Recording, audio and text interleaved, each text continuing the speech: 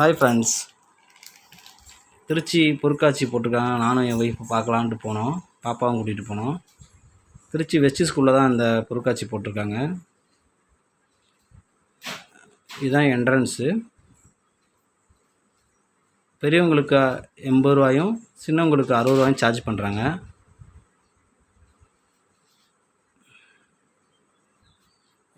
Evening டைமில் போனீங்கன்னா உங்களுக்கு நல்லாயிருக்கும். பகல் நல்லா வெயில் அடிக்கிறதுனால ஈவினிங் டைம் போங்க, நல்லாயிருக்கும்.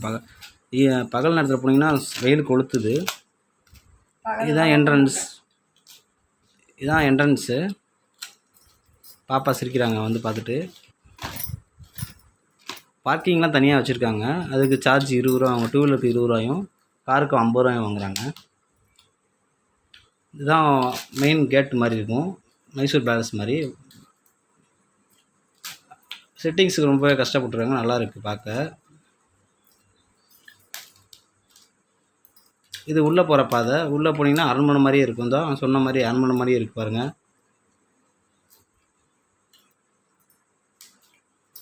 இதில் நிறையா பொம்மைகள்லாம் அமைச்சர்கள் மாதிரிலாம் உட்கார வச்சுருக்க மாதிரி நல்லா செட்டிங்ஸ் பண்ணியிருக்காங்க. நல்லா இருக்குது பார்க்கவே. பார்த்தீங்களா, இந்த இதுதான் வந்து உள்ளே இருக்க செட்டிங்ஸோட கோட்டமாக இருக்கிறவோட உள்பகுதி. இது நைட் டைமில் வந்தால் சூப்பராக இருக்குங்க. நைட்லாம் போட்டு அழகாக இருக்கும். ஆனால் அந்த பொம்மையெல்லாம் பாருங்கள், யாரும் தொடக்கூடாதுன்னு சொல்லியிருக்காங்க. ஏன்னா எல்லாம் தொட்டால் கீழே உடஞ்ச செட்டிங்ஸ் தானே எல்லாம். பார்க்குறதுக்கு கொஞ்சம் நல்லா இருக்குது, அழகாகவே இருக்குது. பாப்பா பக்கத்தில் நின்று ஃபோட்டோ எடுக்கிற மாதிரி நிற்கிறாங்க. இந்த மாதிரி ஃபேமிலியாக போனீங்கன்னா உங்களுக்கு என்டர்டெயின்மெண்ட்டாக இருக்கும். ஈவினிங் டைமில் போனீங்கன்னா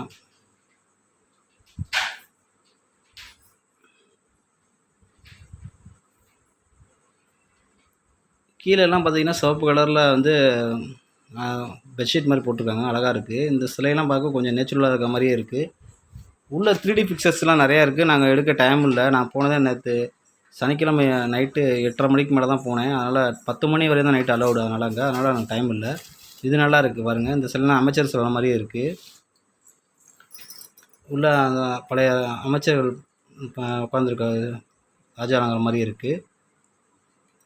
நம்ம இன்னும் பக்கத்தில் எல்லாம் ஃபோட்டோலாம் எடுத்துக்கலாம். ஆனால் வந்து கை வைக்க கூடாதுன்னு சொல்லியிருக்காங்க. ஆள் இருக்காங்க அங்கேயே. இதை பார்த்தீங்கன்னா உங்களுக்கு சத்யராஜ் ஞாபகம் வரும். பாகுபலி படத்தில் இருக்க சத்யராஜ் கட்டப்பா ஸ்டில் மாதிரி போட்டு வச்சுருக்காங்க. இது பார்க்க கொஞ்சம் நல்லா இருக்குது. பாப்பா நானும் நின்று ஃபோட்டோ எடுத்துக்கிறோம்.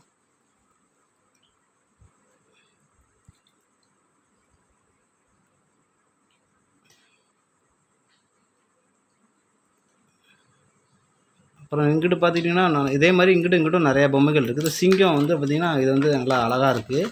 பாப்பா கை வச்சு விளாண்டுட்டு போய் நின்றுட்டு ஃபோட்டோ எடுக்கிறாங்க. 2 சைடுமே 2 சிங்கம் இருக்கும்.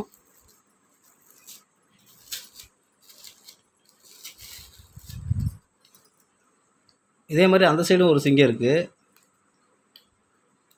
அதையும் காட்டுறேன் உங்களுக்கு. கீழெல்லாம் அந்த டைமண்ட் ஆர்ட் சைஸில் போட்டிருக்காங்க. அந்த நடப்பாதை மாதிரி அழகாக இருக்குது. இதை பார்த்தீங்கன்னா நம்ம சந்திரமுகின் வேட்டையன் ரஜினி மாதிரி இருக்கும். ராஜா வேஷம் போட்டிருக்க பொம்மை. இது 2 சிங்கம் பக்கத்தில் இருக்கும். பார்க்கவே எனக்கு குழந்தைங்கள கூட்டிகிட்டு போனால் அவங்க நல்லா சந்தோஷப்படுவாங்க. நல்லாயிருக்கும்.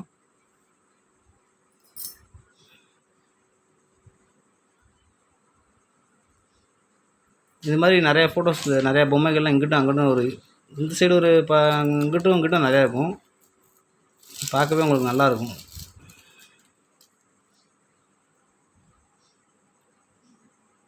பாகுபலி படத்தில் ரஜினி நடித்த மாதிரி கட்டப்பா நாசர் எல்லாம் இருக்காங்க. ஆனால் ராஜாவா ரஜினி இருக்கார். பாகுபலிக்கு பிரபாஸுக்கு பதிலாக.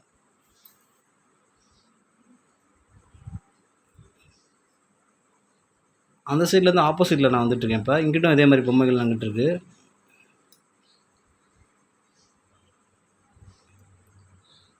சரி, நம்ம ரொம்ப தூரம் நடந்துக்கிட்டே இருக்கமே அப்படின்ட்டு நானும் பாப்பாவும் கொஞ்சம் நேரம் உட்காரலான்ட்டு ஒரு இடத்த பார்த்தோம்.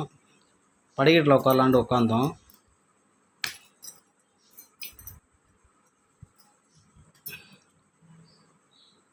உட்காந்து நான் பாப்பாட்ட கேட்டேன், என்ன பாப்பா பிடிச்சிருக்கான்னு கேட்டேன். அதுக்கு பாப்பா சொன்னாங்க, நீ இங்கேயே பார்த்துட்டு இருந்தீங்கன்னா நம்ம எப்போ உள்ளே போகிறது, டைம் ஆகுதுலன்னா சரி வா கிளம்பலான்ட்டு கிளம்பிட்டோம். சரி வா பாப்பா இதை மட்டும் கடைசியாக மட்டும் சுற்றி பார்த்துட்டு போயிடலாம் அப்படின்ட்டு போனோம் உள்ளே இன்னும் கொஞ்சம் தூரம். சுற்றி பார்த்துட்டு வெளியே வந்தோம். இங்கே பார்த்தீங்கன்னா உங்களுக்கு நிறையா பொருட்காட்சியில் கடை வைக்கிற மாதிரி தீனி வீட்டுக்கு உபயோகிக்கிற ஜாமான் நிறையா ஸ்டால் போட்டிருந்தாங்க. சரி நானும் பாப்பாவும் அப்படி பார்க்கலான்ட்டு அப்படியே நடந்து வந்தோம். இங்கே கிட்ஸுக்கு விளையாடுறதுக்கு ஜாமான் வச்சுருந்தாங்க.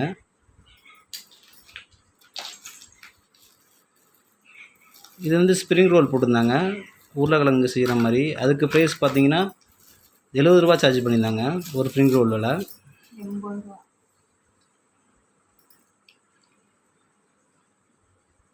அதை நாங்கள் வர்றப்போ வாங்கி சாப்பிட்டுக்கலான்ட்டு கிளம்பிட்டோம். இங்கிட்டு நிறைய ஸ்டால் போட்டிருந்தாங்க. ஆனால் நாங்கள் லேட்டாக போனதுனால எல்லாம் இப்போ கொஞ்சம் 2-3 ஸ்டால் பூட்டி இருந்துச்சு. அந்த ப்ரோமோட்டர்ஸ் அந்த இடம் விற்பனை இதெல்லாம். இங்கிட்டு பாப்பாவுக்கு 3D கேம்ஸ்லாம் நல்லா இருந்துச்சு. அதெல்லாம் இருந்துச்சு. இங்கே பார்த்தீங்கன்னா என்னடா வந்து புதுசாக இருக்குன்னு பார்க்கலான்ட்டு பார்த்தா நிச்சயம் பரிசு உண்டுன்னு போட்டிருந்தாங்க போர்டில். சரி என்னதான் நம்ம ஜெயிச்சிருவோம் அப்படின்ற ஒரு நம்பிக்கையில் போனோம்.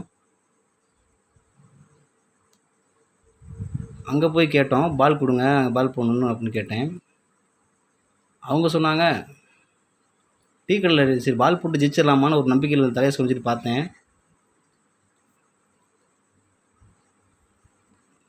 காசு கொடுத்து பால் கொடுங்கன்னு கேட்டேன். நீங்கள் இங்கே வாங்காதீங்க, அங்கே போய் டோக்கன் வேண்டான்னு சொன்னாங்க, டீ கடை மாதிரி. அங்கே போய் டோக்கன் வாங்கிட்டு வந்தேன். பாருங்கள் இது இருக்க நம்பர் போட்டால் நமக்கு ப்ரைஸ் உண்டுன்னு சொல்லியிருந்தாங்க. நான் 33 போடலாம் இல்லைனா ஒரு 36 போடலான்னு ட்ரை பண்ணி பாலை போட்டுக்கிட்டு இருந்தேன். நான் போகிற பால் என்ன நேரமோ தெரில, இதில் ஒன்றுக்கா போயிட்டு இருந்துச்சு. இங்கிட்டு போட்டால் இங்கிட்டு போகுது இங்கிட்டு போகுதுன்னு எப்படியாச்சும் நம்ம ஒரு 20 வந்துடலாம் பார்த்தேன். கடைசி வரைக்கும் நான் ஊட்டி பார்த்துட்டு 6 பாலும் போச்சு. இப்போ 4ஆவது பால் உருட்டுறேன், 5ஆவது பால். இதுக்கு 50 ரூபா சார்ஜ் பண்ணியிருந்தாங்க. கூட்டி பார்த்தா 11 தான் வந்துச்சு. 11க்கு என்ன இருக்குன்னு நான் தேடி பார்த்தேன். நான் சொன்னேன் நம்மள அந்த பையனும் ரொம்ப கூட்டினா மறுபடியும்.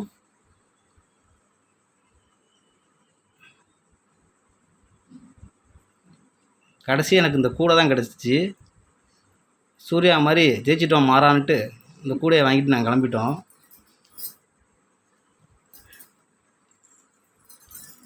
என் பொண்ணு அங்கே போகலான்னு கூப்பிட்டாங்க, மறுபடியும் வேறு இடத்த சுற்றி பார்க்கலான்னு. அப்பா வாங்கின பரிசை பத்திரமா வச்சுருப்பான்னு சொல்லி காமிச்சிட்டு கையிலே வச்சுருந்தாங்க. இங்கே பார்த்தா சின்ன பிள்ளைங்க போட்டிங் செய்கிற மாதிரி நமக்கு போட்டு வச்சுருந்தாங்க. இதுக்கு சார்ஜ் 50 ரூபா ப்ரைஸ் பண்ணாங்க. சரி அதெல்லாம் பார்க்கலாம் பார்த்தா எங்களுக்கு டைம் இல்லை, மணி போய் 9:30 ஆயிடுச்சின்னு 1/2 மணி நேரம் தான் இருக்குது. நான் உள்ளே போய் சுற்றி பார்க்கலான்ட்டு போய் சுற்றி பார்த்துட்டு வந்துடலான்ட்டு கிளம்பி கூட்டிகிட்டு போயிட்டேன். இந்த மாதிரி நிறையா பொழுதுபோக்கு விளையாட்டு கிட்ஸுக்கு விளையாடுற மாதிரி ராட்டினம் இந்த இது மாதிரி நிறைய இருக்குது. நீங்கள் ஃபேமிலியாக வந்தால் என்ஜாய் பண்ணலாம். பஞ்சு மிட்டாய் ஸ்நாக்ஸ்லாம் நிறையா விற்றாங்க. இங்கே பார்த்தீங்கன்னா இங்கே இந்த ராட்டினம் சுற்றுறதுலாம் வந்து எல்லாமே சார்ஜ் தான். மினிமம் 50 ரூபாய்க்கு மேலே தான் எல்லாமே சார்ஜ் பண்ணுறாங்க. ஆனால் என்டர்டெயின்மெண்ட்டாக இருக்குது, நல்லா இருக்குது. இப்போ பார்க்கவும் ஃபேமிலியாக வந்து என்ஜாய் பண்ணிட்டு போகலாம். வீக்கெண்ட் டேயில் இந்த சம்மருக்கு இது நல்லாயிருக்கும் உங்களுக்கு சுற்றி பார்க்க.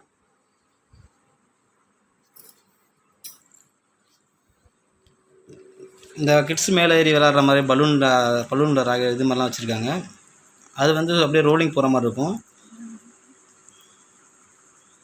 கடைசியாக நாங்கள் இப்போ வந்து 90 கிட்ஸ் போடுற 90 கிட்ஸ் சாப்பிட்ட தீனிகள்லாம் இருக்குது. நம்ம 90ல் சாப்பிட்ட மாதிரி எல்லா தீனியும் இங்கே இருக்குது. எல்லா எதை எடுத்தாலும் 20 ரூபா தான் ப்ரைஸ் போடுறாங்க. நானும் ஒய்ஃபும் 90 கிட்ஸ்னால தீனி எங்களுக்கு பிடிச்சதெல்லாம் வாங்கிட்டோம். பாப்பாவுக்கு வாங்கி கொடுத்துட்டோம், அவங்களுக்கு கற்றுக் கொடுத்தோம் இந்த மாதிரி நைட்டாக நாங்கள் சாப்பிட்டதுன்னு.